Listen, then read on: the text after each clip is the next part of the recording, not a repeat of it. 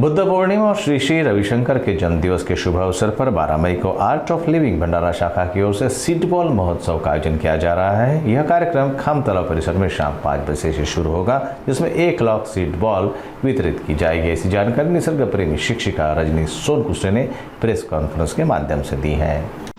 Seed महोत्सव, seed ball आपण त्या दिवशी तयार करणार आहोत आणि पाऊस येईल तेव्हा ते लोकांना वाटप करून जितक्या जास्तीने आपले सीड बॉल तयार होतील तेवढे लोकांपर्यंत पोहोचून आपण जिथं जिथं फिरायला जातो किंवा जंगलामध्ये हे सीड बॉल आपण नुसते टाकून दिले तरी त्यांना निसर्ग वाढवतो।